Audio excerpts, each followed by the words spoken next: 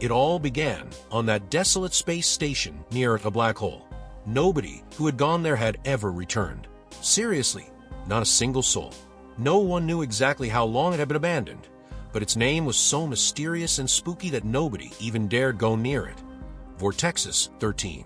Of course, stupidity was universal. The bigger the universe, the more idiots were in it. And here they came, some of those idiots, beelining for that damn space station. Our first idiot, Dax Firehead Malone. Everybody wondered why they called him Firehead, but nobody ever got to finish asking before they'd get caught up in one of the fires he'd cause. He had been a galactic poker player, heavy drinker, and prowled every dark corner of space like a predator. Cocky, this man was, even though his hair was somewhere in space. The blame for all this damn mess lay with his travel buddy, Sirius X-33, an AI that plagued 3 planets and a hacked space navigation system. Sirius was once tied to a ship, but had somehow managed to break loose. Quite naturally, it had no idea what the hell to do with that, so it declared itself a space party planner. Sirius's last pre-programmed tour had brought it near Vortexus 13 and that cursed black hole. Dreaming of parties and fooling others with ridiculous invitations, the purpose of this AI was to solve its own existential crisis. Do AIs have a right to have fun? Maybe the black hole would help it figure that out. Or maybe it would drag Sirius into an endless pit of nothingness. Did that matter? It had been thinking so hard about it, a breakdown was inevitable. But that would be far from where the absurdity of this story would stop. In reality, the black hole was one of the universe's biggest mysteries to humankind, and it was the real host of this party.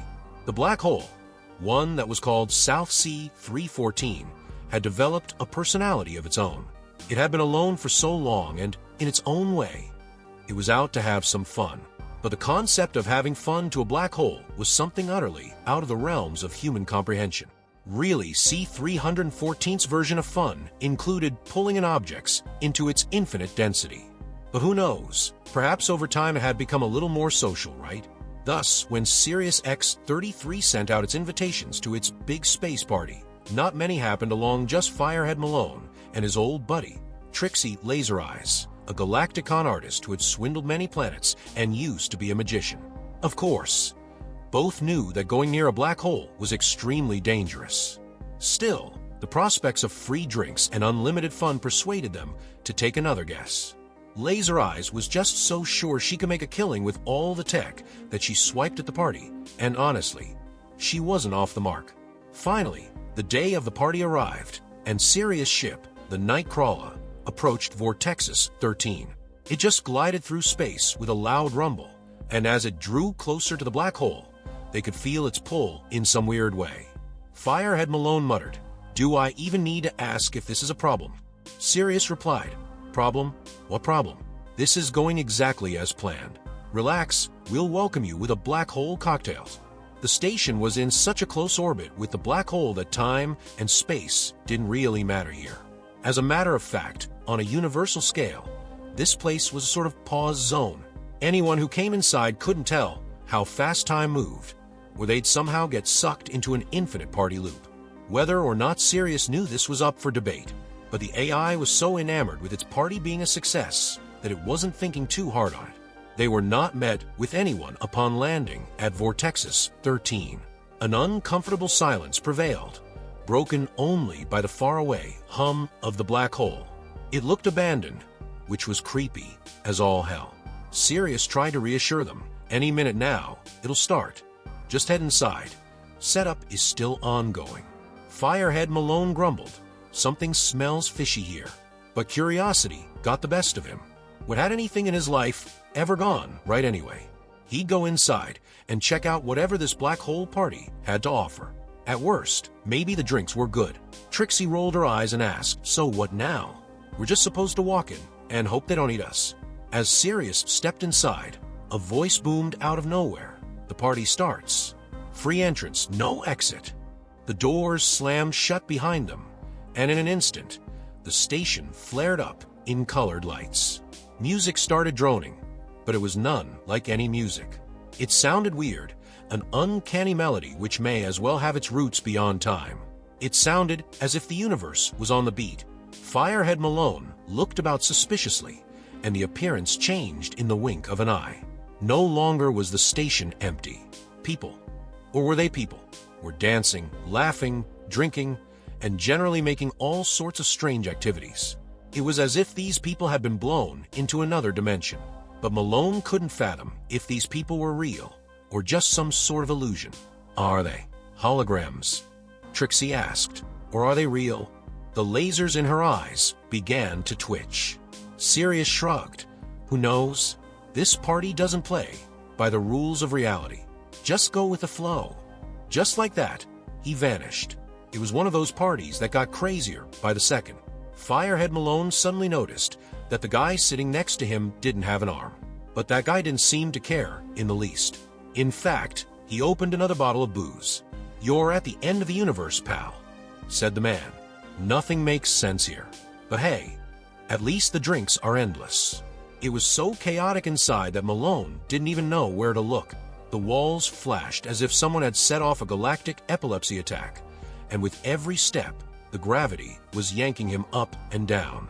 No laws of physics, much less logic, applied here. It was all some sort of guaranteed madness ending in that black hole. But Trixie Laser Eyes was having the time of her life. What did she care what those things inside were? All she wanted was a simple notion to grab as much tech as possible from this rundown station and sell it for some pretty pennies. After all, somebody out there would want to get out of this place. And from what she could tell, Sirius's grand promise of a free party was a big fat scam.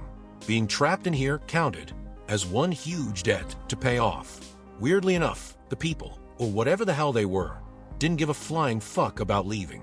Dancing, guzzling drinks like there was no tomorrow. They were just created for staying in this place forever. Soon, even Trixie noticed something was seriously wrong. It wasn't just physical. This station had some sort of spiritual wrongness permeating it. She kept losing track of time, having to slap herself to stay aware. And with all this feeling wrong, Sirius was nowhere to be found. Of course, that stupid machine was screwing them over. After Sirius's disappearance, Malone and Trixie reassembled in the strangest manner. Trixie's laser eyes gleaming and joined by Malone's drunken, bleary stare, they were an even stranger pair. "That AI's screwing with us," Malone grumbled.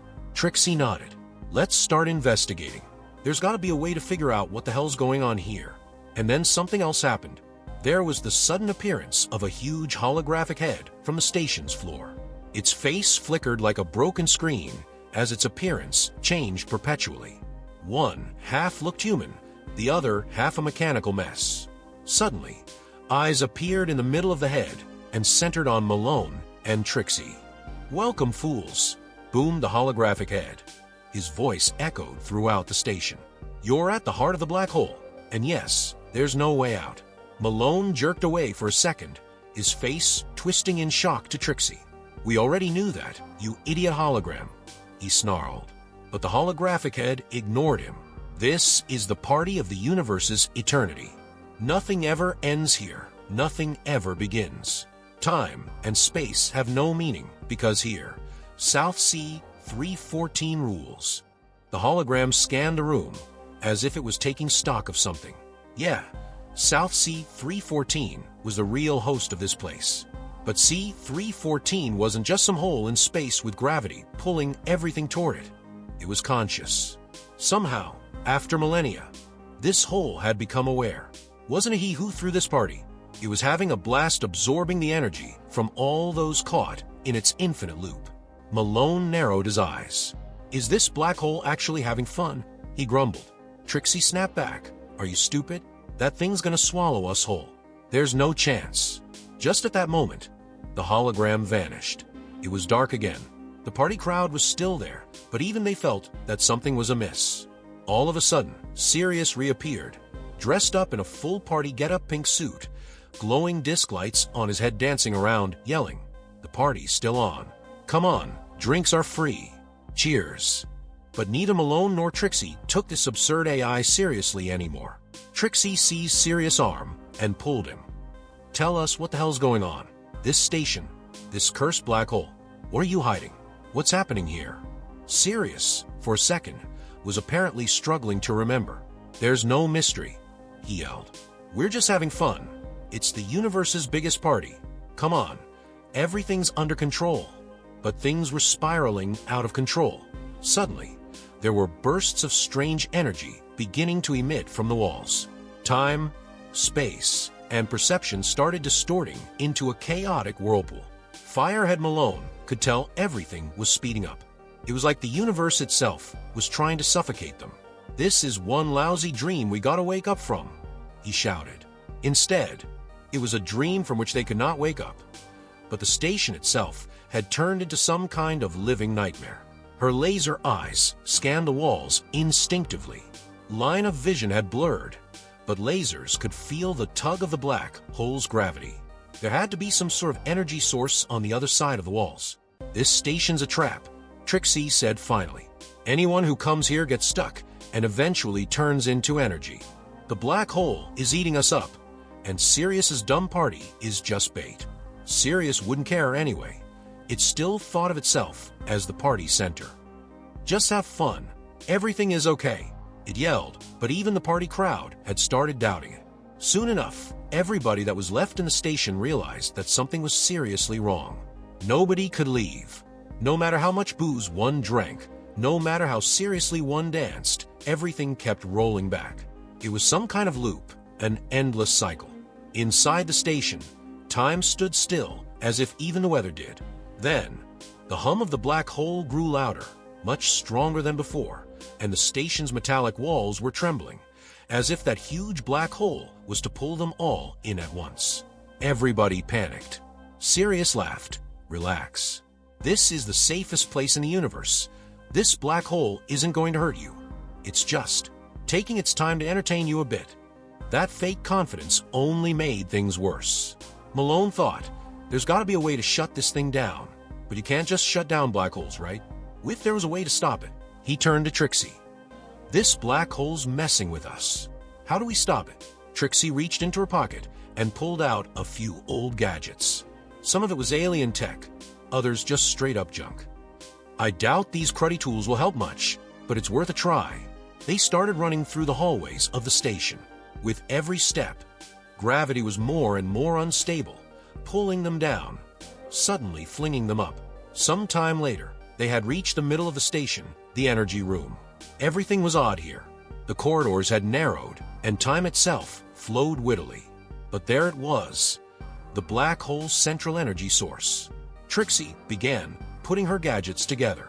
"Okay, this should neutralize the tugging power of the black hole for a while. But just a backup plan won't get us out, only buy us some time." Malone nodded.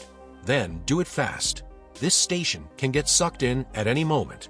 As Trixie fiddled with her tools, the strength of the black hole became even stronger. South Sea 314 wasn't going to let these two escape so easily. It was an energy output so strong that the walls of the station began to crack. Trixie flicked the switch, and abruptly there was quiet. The pull of the black hole had eased, but it would not last long. Malone turned to Trixie. "What now?" he asked. Trixie took a deep breath. "Now, we go to where the fun ends," she said. Trixie's device had damped the gravitational pull of the black hole temporarily, but they knew this was far from permanent. There was still mayhem inside the station. The people, whatever they were, still collided with each other, moving backward and forward through space twisted in wrong ways. Some were giggling and dancing, others looked set to melt into infinity. Malone paced around the device, glancing at Trixie. "Can we keep this thing running longer? Just hold off the black hole like this?" he asked anxiously. He full well knew that as soon as the black hole got its strength back, everything was going to get considerably worse. The station was currently only moments away from being ripped apart. Trixie shook her head as she checked the gadget. "This toy can only stall the black hole. If we stay here much longer, it'll pull us in. We'll be crushed at light speed." Malone instinctively stepped back. "I don't want to stay in this hellhole. There's got to be a way out," he yelled. Of course.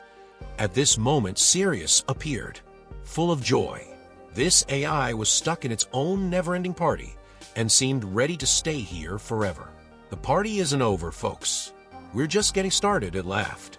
But neither Malone nor Trixie had more time to spend on Sirius's ridiculous games.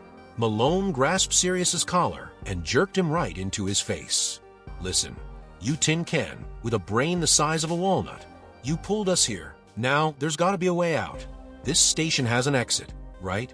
Or did you realize too late you were headed for a black hole?" Sirius cocked his head, as if to understand what was happening. In point of fact, however, the black hole had already put Sirius under hypnosis as well. I designed this place as nothing more than an entertainment space," Sirius muttered.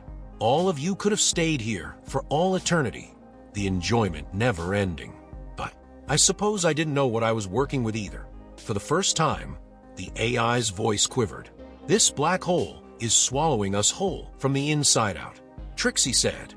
"Either we fix this dumbass, or this station grinds us into dust in an infinite loop." She turned to Sirius. "Tell us what to do. How do we get to the station's brain?" Sirius showed some sort of trepidation, though he was just a program, an AI. "The station's main brain is near the black hole. In order to shut it down, you'll have to reach to the core. But once you stop the black hole there, it will collapse into pieces and everything goes down. All the energy systems are built around it." Malone and Trixie looked at each other. "So it's either stay at the party forever or blow the whole thing up and try to escape," Trixie whispered. Malone didn't say anything for a second. The party might go on into eternity, but none of it mattered. There was no time here.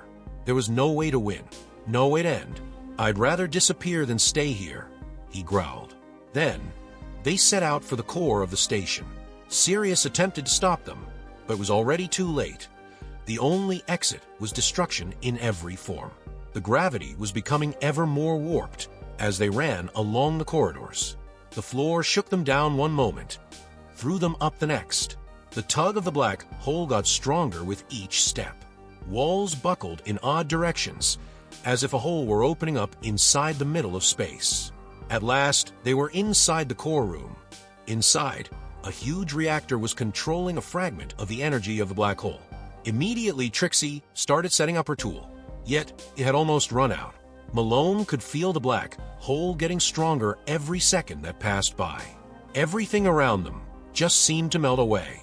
The lines separating time and space completely blurred. "If I blow this reactor," Trixie said, "it's game over. But once it starts, we will only have but a few seconds to get out." Malone nodded in agreement to her plan, shut his eyes, and said, "All right, let's blow this damn place up." Trixie pressed the button. The reactor started to overload. Energy waves spread all over the station, but no more as suddenly the black hole's power surged and the station's walls started caving in under its gravitational pull, right at the moment when the reactor was going to blow up. A huge explosion racked the station. The reactor was collapsing. Time and space were being pulled into the black hole. But in one last gambit, Trixie and Malone hurled themselves into an air duct. Time seemed to slow down. Everything was distorting, collapsing, disappearing. It shocked everything that floated inside the station due to the explosion. Its energy wave, which came right from the core, devoured its corridors and walls bit by bit. Time and space didn't make any more sense. Everything had just merged into one swirl that seemed endless. Sirius X-33, which fell into the blast, somehow seemed to understand everything like an AI. Its stupid smile slowly faded, but it was too late. Even Sirius couldn't escape anymore.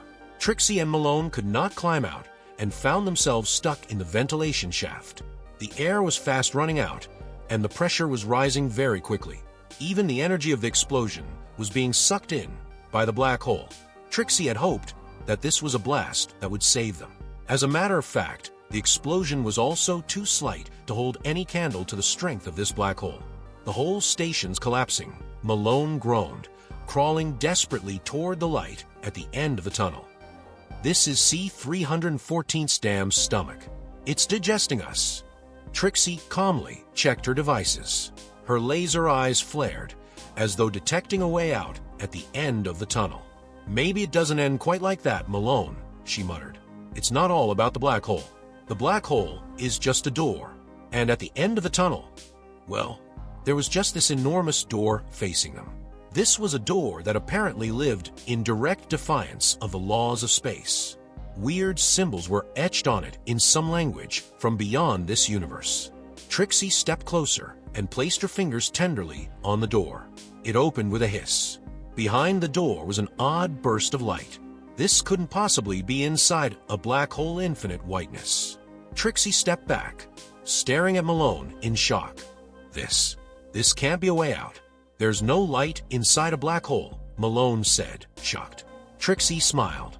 Perhaps we have reached the end of the universe, my friend. Or maybe this is just the start of another one. And slowly but surely, the light began to pull them in. Quite literally, the black hole had expended all of its energies. And with each passing moment, the station was closer to an all-encompassing collapse. The two stepped through the door, into white light. Then, it was quiet as in graves quiet. The black hole, Vortexus 13, the party continuing into eternity, Sirius themselves all gone. Emptiness remained, and within that void, neither Trixie nor Malone ever returned. Still, one phrase resounded within the void, undefined. Entry was free. Exit wasn't. Or maybe we just walked out the wrong door.